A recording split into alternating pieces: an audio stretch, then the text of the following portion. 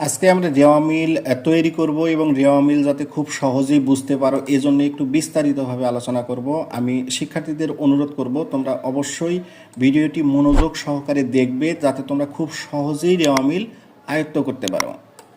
এখানে দেখো বলা আছে যে 31 ডিসেম্বর 2024 সালের সমাপ্ত বছরে রেওয়া মিল প্রস্তুত করো। তো এই যে রেওয়া মিল প্রস্তুত করতে বলছে আমাদের, এখন দেখো তাহলে এখানে হারুন ট্রেডার্সের 2024 সালের 31 ডিসেম্বর তারিখের খতিয়ানের কিছু উদ্বৃত্ত এখানে দেয়া আছে। আর এই রেওয়া মিল করার জন্য আমরা জানি যে খতিয়ানের যে উদ্বৃত্তগুলো নিয়েই একটি রেওয়া মিল করে দেয়া থাকে। এখানে দেখো কিছু সম্পদ দেওয়া আছে, কিছু দায় দেওয়া আছে, মালিকানা সত্ত্ব দেওয়া আছে, কিছু ব্যয় দেওয়া আছে, আবার কিছু আয় ব্যয় হ্রাস করে বা মালিকানা সত্ত্ব হ্রাস করে, এমন কিছু এখানে খতিয়ানের কিছু উদ্বৃত্ত দেয়া আছে। আমরা করব কি, আমরা কি করব, ধরো তুমি কিছুই বোঝো না, তাহলে আমি এখানে সেইভাবে, ধরো তুমি কিছুই বোঝো না বা একটু ভালো বোঝো বা একটু কম বোঝো, যাতে তুমি খুব সহজেই আরও মনে রাখতে পারো, সেজন্যই আমি এটি করে দেখাচ্ছি। এখানে দেখো বলছে যে 31 ডিসেম্বর, সবসময় মনে রাখবে যে রেওয়া মিল সবসময় বছর বা মাস যে তারিখটা দেওয়া থাকে তার শেষের তারিখের কিন্তু শেষের তারিখে প্রস্তুত করা হয়। তাহলে দেখো এখানে কিন্তু এরা বলেই দিয়েছে যে 31 ডিসেম্বর 2024 সালে সমাপ্ত বছরে রেওয়া মিল প্রস্তুত করো। সবসময় মনে রাখবে রেওয়া মিল সবসময় সেটা ত্রিমাসিক হতে পারে, বার্ষিক হতে পারে, যদি যেটাই হোক সবসময় রেওয়া মিল বছরের শেষের দিনে বা মাসের শেষের দিনে প্রস্তুত করা হয়। এখন এই যে রেওয়া মিল, এখানে যান দেখো, এখানে আমি একটা কলাম বা ছক অঙ্কন করে নিয়েছি। এই রেওয়া মিলের ছকটা মনে রাখবে যে রেওয়া মিল সবসময় 5 কলাম বিশিষ্ট হয়। এখানে কি একটা ব্যক্তি বা প্রতিষ্ঠানের নাম দেয়া থাকে। এই যে যে ব্যক্তি বা প্রতিষ্ঠানের নাম দেয়া থাকবে সেটা আগে তোমাকে প্রথমে ছকের উপরে লিখতে হবে। তাহলে আমরা এখানে অঙ্কের নাম ছিল কি হারুন ট্রেডার্সের।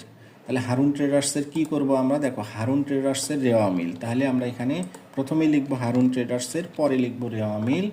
এরপরে যে বিষয়টা লিখতে হবে অবশ্যই কিন্তু দেখো এখানে এই যে তারিখটা দেয়া থাকবে 31 ডিসেম্বর 2024 সালের সমাপ্ত বছরের, এখানে এই যে তারিখটা দেয়া আছে এইখানে এটা আমাদের লিখতে হবে যে সমাপ্ত বছরের জন্য, এই যে সমাপ্ত বছরের জন্য আমরা প্রস্তুত করতেছি। এখন দেখো রেওয়া মিল করার ক্ষেত্রে এখানে দেখো এখানে কিন্তু 5 কলাম বিশিষ্ট দেয়া আছে এখানে। তাহলে এই প্রথম কলামে আমরা কি লিখব, এখানে কিন্তু প্রথম কলামে কিছু নাই। এখানে দেখো কলাম কিছু নাই, তারিখ দেয়া থাকতে পারে অনেক সময়, যেহেতু এখানে তারিখ দেওয়া নাই তার মানে আমরা এখানে ক্রমিক লিখব। এবং পরের কলামে আমরা কি লিখব, পরের কলামে আমরা লিখব হিসাবের শিরোনাম বা নাম। এরপরে যেহেতু খতিয়ানের উদ্বৃত্ত নিয়ে করা হয়, সুতরাং খতিয়ান, আমরা এখানে খতিয়ান পৃষ্ঠা লিখব, যে খতিয়ান পৃষ্ঠা দিলাম। এরপরে দেখো এখানে পরে আবার 2টা টাকার ঘর আছে, এখানে 2টা টাকার ঘর দিতে হবে। প্রথম যে ঘরটা হবে সেটা হচ্ছে ডেবিট টাকা, প্রথম যে ঘরটা দেব সেটি হবে অবশ্যই আমাদের ডেবিট টাকা, এবং পরের ঘরটা হবে আমাদের ক্রেডিট টাকা। এই যে ঘরটা আমরা অঙ্কন করলাম, এই যে ঘরটা অঙ্কন করার পর এখন আমাদের এই উদ্বৃত্তগুলো থেকে রেওয়া মিল প্রস্তুত করতে হবে। এখন আসো প্রথম থেকে দেখি, এখানে তাহলে কি করব, এখানে 1 নাম্বার দেব আমরা। 1 নাম্বারে দেখো কি বলছে, এখানে হাতে নগদ কত দেয়া আছে, হাতে নগদ আমাদের যেটা দেয়া আছে সেটা হচ্ছে 1 তারিখের হাতে নগদ 1/1/24 সালের। আমরা যখন ক নাম্বার অংশের সমাধান করেছি তখন আমরা যে সকল দফা রেওয়া মিলের অন্তর্ভুক্ত হবে না তার পরিমাণ কিন্তু দেখিয়েছি। সুতরাং যেহেতু হাতে নগদ প্রারম্ভিক উদ্বৃত্ত, এটি হাতে নগদ রেওয়া মিলে অন্তর্ভুক্ত হবে না, সুতরাং এটি বাদ। তারপরে দেখো বলছে কি কল কবজা। আমরা জানি কি রেওয়া মিলের কল কবজা কি, কল কবজা অবশ্যই একটি সম্পদ। তাহলে হিসাবে শিরোনামে যেহেতু এটি রেওয়া মিলে আসবে, সুতরাং এটি আমরা লিখে দিলাম হিসাবে শিরোনামে কল কবজা আসবে। প্রথমে ধরে নিলাম যে এটি আসবে। এখন কথা হচ্ছে, ধরো তুমি কিছু বুঝতেছো না যে এটি এখন তো টাকার ঘর আছে আমাদের 2টা, একটা ডেবিট এবং একটা ক্রেডিট। তাহলে এটা ডেবিট, এই কল কবজার টাকাটা, এখানে যে কল কবজার 42,000 টাকা আছে, এটা ডেবিট ঘরে দেব নাকি ক্রেডিট ঘরে দেব? এটি বোঝার উপায় হচ্ছে যত ধরনের সম্পদ থাকবে সেগুলো ডেবিট কলামে বসবে। সম্পদ সবসময় ডেবিট হয়, তাহলে ডেবিট ঘরে দিয়ে দিলাম আমরা। এরপরে দেখো বলছে কি 2 নম্বরে ব্যাংক ঋণ। তাহলে কি করব, আমাদের এইখানে যে করণীয় বিষয় হচ্ছে, এখানে শিরোনাম 2, এখানে হিসাবে শিরোনামে হচ্ছে আমাদের কি লিখব যে 10% ব্যাংক ঋণ। এরপরে আসে কি টাকা, এই ব্যাংক ঋণ 10,000 টাকা। এখন এইটা ডেবিট ঘরে দেব নাকি ক্রেডিট ঘরে দেব? এখন এইটা বোঝার উপায় হচ্ছে যদি এখানে তো আমরা সম্পদগুলো বুঝলাম, যত ধরনের সম্পদ আসবে সব ডেবিট পাশে দেব। তাহলে ব্যাংক ঋণ কি? ব্যাংক ঋণ কিন্তু আমরা দায়, যেটা খ নাম্বারে আমরা নির্বাচন করেছি, তাহলে দায়, দায় হবে অবশ্যই ক্রেডিট। তাহলে সম্পদ ডেবিট এবং দায় হবে ক্রেডিট। এরপরে আসো 3 নাম্বার।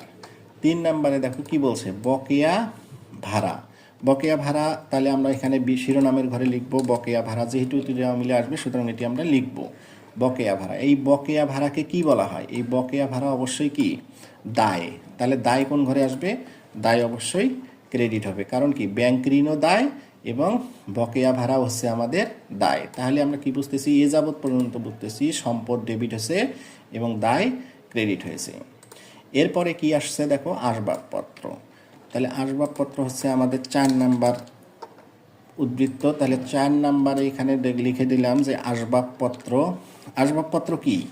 সহজ কথায় আসবাবপত্র হচ্ছে আমাদের একটি সম্পদ। তাহলে সম্পদ কিভাবে হয়? সম্পদ কোথায় হবে? সম্পদ অবশ্যই আমাদের ডেবিট হবে। সম্পদ ডেবিট হবে। এই যে কল কবজায় আমাদের সম্পদ হিসেবে ডেবিট হয়েছে এবং আসবাবপত্র ডেবিট হয়েছে, এবং ব্যাংক ঋণ এবং বকেয়া ভাড়া দায় হিসেবে ক্রেডিট হয়েছে। এরপরে দেখো আসবাবপত্র গেল, এরপরে আছে কি? ব্যাংক জমার উদ্বৃত্ত, এটি তো আসবেই না। এরপরে কি আছে দেখো, সুনাম। সুনাম কি? তাহলে আমরা এখানে যাব, এখানে দিলাম 05, দফার নাম হচ্ছে আমাদের কি? সুনাম। তাহলে সুনাম আমরা বিবরণের ঘরে সুনাম লিখলাম। এই সুনামকে কি বলা হয়? সুনাম অবশ্যই কি? সুনাম কিন্তু অবশ্যই একটি সম্পদ। আমরা এটি অবশ্যই সম্পদ। এখন তারপরে কি আছে দেখো, হাতে নগদ। হাতে নগদ এটি অবশ্যই আসবে, কারণ হাতে নগদের প্রারম্ভিক উদ্বৃত্ত আসে না, কিন্তু হাতে নগদের অবশ্যই সমাপনী উদ্বৃত্ত আসবে। তাহলে 6 নাম্বারে আছে কি আমাদের হাতে নগদ 31 তারিখের কত টাকা বলছে দেখো, হাতে নগদ হচ্ছে আমাদের 8,000 টাকা। তাহলে হাতে নগদ অবশ্যই আমাদের 8,000 টাকা দিয়ে দিলাম। এরপরে দেখো কি বলছে, এরপরে লভ্যাংশ প্রদান। এই যে লভ্যাংশ প্রদান, এই লভ্যাংশটা কি? লভ্যাংশ হচ্ছে আমাদের একটি প্রতিষ্ঠানের যে মুনাফা হয়, এখানে দেখো লভ্যাংশ প্রদান। তাহলে এখানে এটি আমাদের কয় নাম্বার? এটি অবশ্যই আমাদের কি? 7 নাম্বার। 7 নাম্বারে দিলাম আমরা, সরি এটা হবে 7 নাম্বার এবং হচ্ছে 07, এখানে বিবরণের ঘরে আসবে আমাদের লভ্যাংশ প্রদান। এখন এটি কোন পাশে দেব? এটা তো ধরো তুমি কিছু বুঝতেছো না। এই যে লভ্যাংশটা কি? লভ্যাংশ হচ্ছে প্রতিষ্ঠানের যে আয় হয়, অর্থাৎ লভ্যাংশ মানে কি? আয়ের অংশ, লাভের অংশ। তাহলে লাভের অংশ আমরা কি করতেছি? প্রদান করতেছি। প্রদান মানে কি? আমাদের কি হচ্ছে? ব্যয় হচ্ছে। তাহলে যেহেতু আমাদের এটি একটি ব্যয় হচ্ছে, সুতরাং এটি অবশ্যই তাহলে এটি অবশ্যই আমাদের অবশ্যই কি? এটি আমাদের ডেবিট পাশে বসবে। তাহলে ডেবিট পাশে বসবে কত টাকা? 5,000 টাকা। তাহলে আমাদের ডেবিট পাশে এ পর্যন্ত কি কি বসছে দেখো, সম্পদ বসছে, এইটি সুনাম ও সম্পদ, আর তারপরে হাতে নগদ সম্পদ, এবং কি বসলো? একটি ব্যয় বসলো। এই ব্যয়কে কিন্তু আবার মালিকানা সত্ত্ব হ্রাস করে। এই লভ্যাংশ প্রদান আমাদের মালিকানা সত্ত্ব হ্রাস করে। তাহলে এটি বসলো। এরপরে লভ্যাংশ পর্যন্ত গেল। এরপর দেখো কি বলছে, এরপরে হচ্ছে আমাদের মূলধন। এখন এই মূলধন আমরা নিয়ে আসবো। এখানে মূলধন কয় নাম্বার? মূলধন হচ্ছে আমাদের 8 নাম্বার। তাহলে এখানে লিখে দিলাম যে, তাহলে মালিকানা সত্ত্ব অবশ্যই ক্রেডিট হয়। মূলধন বা মালিকানা সত্ত্ব অবশ্যই ক্রেডিট হয়। আমরা এখানে দেবো 9 নাম্বার। 9 নাম্বার হচ্ছে 9 কি বলা আছে দেখো, ক্রয়। এখানে আমরা ক্রয় লিখে দিলাম যে ক্রয়। এই ক্রয় কি? এই যে ক্রয় করা হয়েছে 50,000 টাকা। ক্রয় বলতে আসলে তুমি কি বোঝো? ক্রয় হচ্ছে প্রতিষ্ঠানের অবশ্যই একটি কি? যে কোনো কিছু যদি তুমি ক্রয় করো, সেটা হচ্ছে স্থায়ী সম্পদ হোক অথবা মুনাফা জাতীয় লেনদেনের ক্ষেত্রে, ক্রয় তো অবশ্যই মুনাফা জাতীয় ব্যয়, সুতরাং ব্যয় অবশ্যই কি হয়? ডেবিট হয়। তাহলে আমরা কি বুঝলাম? যে এখানে ব্যয় হিসেবে ক্রয় ডেবিট হলো এবং সম্পদগুলো রেওয়া মিলের এ পর্যন্ত ডেবিট হয়েছে। তাহলে ডেবিট পাশে সম্পদ এবং ব্যয় বসেছে। এরপরে কি আছে দেখো, বিজ্ঞাপন। বিজ্ঞাপন অবশ্যই কি? অবশ্যই একটি ব্যয়। তাহলে এখানে হচ্ছে 10 নাম্বার। 10 কি লিখবো? বিজ্ঞাপন। বিজ্ঞাপন কত টাকা বলা আছে দেখো, 5,000 টাকা। বিজ্ঞাপন আছে এখানে আমাদের 5,000 টাকা। তাহলে 5,000 বিজ্ঞাপন। এরপরে কি বলা আছে? প্রদেয় হিসাব। প্রদেয় হিসাব হচ্ছে 11 নাম্বার। তাহলে 11। এখন দেব কি এখানে? প্রদেয় হিসাব। প্রদেয় হিসাব অবশ্যই কি? প্রদেয় হিসাব অবশ্যই আমাদের কি? প্রদেয় মানে কি? দায়। দায় কত টাকা আছে দেখো, 15,000 টাকা। 15,000 টাকা। বিক্রয় হচ্ছে কি? বিক্রয়, এরপরে আছে দেখো বিক্রয়, তাহলে আমরা 12 নম্বরে দেব 12 বিক্রয়, বিক্রয় দেব এখানে বিক্রয়। তাহলে বিক্রয়, বিক্রয় কি বিক্রয়, এখানে ক্রয় যদি ব্যয় হয়, ব্যয় হলে যদি ডেবিট হয় তাহলে বিক্রয় কি, বিক্রয় অবশ্যই আয়, তাহলে আয় হলে কি হবে, ক্রেডিট পাশে হবে, আয় অবশ্যই ক্রেডিট পাশে হবে। এরপরে দেখো মজুত পণ্য, এটি তো প্রারম্ভিক দেওয়া মিলে আসবে না। এরপরে এটি এখানে দেখো সমাপনী মজুত পণ্য, আমরা জানি কি মজুত পণ্যের অবশ্যই সমাপনীটা আসে না, তাহলে এখানে আছে কি প্রারম্ভিক মজুত পণ্য, এটি অবশ্যই দেওয়া মিলে আসবে, এটি দেওয়া মিলে আসবে। তাহলে এটি দেওয়া মিলে আসলে কত হবে, 14 নাম্বার। তাহলে কি মজুত পণ্য, সমাপনী মজুত পণ্য, সমাপনী মজুত পণ্য, এখানে সমাপনী মজুত পণ্য আছে আমাদের কত টাকা, দেখো 28,000 টাকা, 28,000 টাকা। সমাপনী মজুত পণ্য কি, সমাপনী মজুত পণ্য অবশ্যই আমাদের একটি সম্পদ, তাহলে সম্পদ আমাদের ডেবিট পাশেই বসবে। এরপরে কি আছে দেখো বিক্রয় বাট্টা, বিক্রয় কি হয়, বিক্রয় কিন্তু বিক্রয় কি হয়েছে দেখো, বিক্রয় আমাদের আয় হিসেবে ক্রেডিট হয়েছে, তাহলে 15 নাম্বার, 15 নাম্বার বিক্রয় হচ্ছে আয় হিসেবে ক্রেডিট হয়।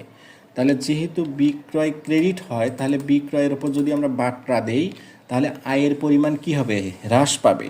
তাহলে যেটা আয়ের পরিমাণ যদি হ্রাস পায় তার মানে এটি অবশ্যই তখন কি হবে, ডেবিট হবে।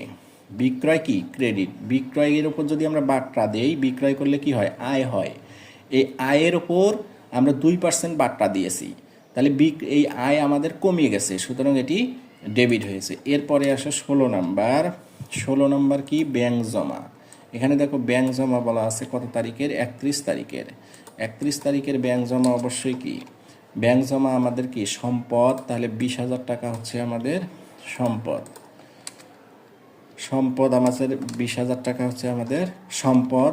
ব্যাংক জমা কি, ব্যাংকে জমা থাকলে অবশ্যই সম্পদ। এবং এরপরে কি আছে প্রাপ্য হিসাব, তাহলে আমাদের 17 নাম্বার হচ্ছে প্রাপ্য হিসাব, আমরা এখানে দিয়ে দিলাম প্রাপ্য হিসাব। প্রাপ্য হিসাব কি, প্রাপ্য হিসাব অবশ্যই আমাদের সম্পদ। তাহলে কি বুঝলাম আমরা, এখানে দেখো রেওয়ামিল যেটা আমরা করলাম এর মধ্যে কল কবজা, তারপর হচ্ছে আসবাবপত্র, সুনাম, হাতে নগদ, এগুলো কি ছিল, এগুলো ছিল সম্পদ। এই সম্পদগুলোকে আমরা কি করব, রেওয়া মিলের ডেবিট কলামে বসাবো।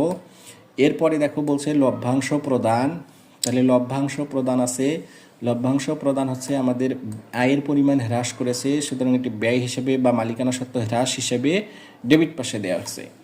এরপরে ডেবিট পাশে দেওয়া হয়েছে ক্রয় এবং বিজ্ঞাপন, এই ক্রয় এবং বিজ্ঞাপন কি হয়েছে, ক্রয় এবং বিজ্ঞাপন আমাদের ব্যয়, সুতরাং এটি ডেবিট পাশে বসছে। এরপরে ডেবিট পাশে আর কি বসছে দেখো, মজুত পণ্য 1 প্রারম্ভিক মজুত পণ্য আমাদের রেওয়া মিলে আসে, সুতরাং এটি আসছে বিক্রয় বাট্টা যেটা আয়ের পরিমাণ হ্রাস করেছে, এটাও ব্যয় হিসেবে আসছে।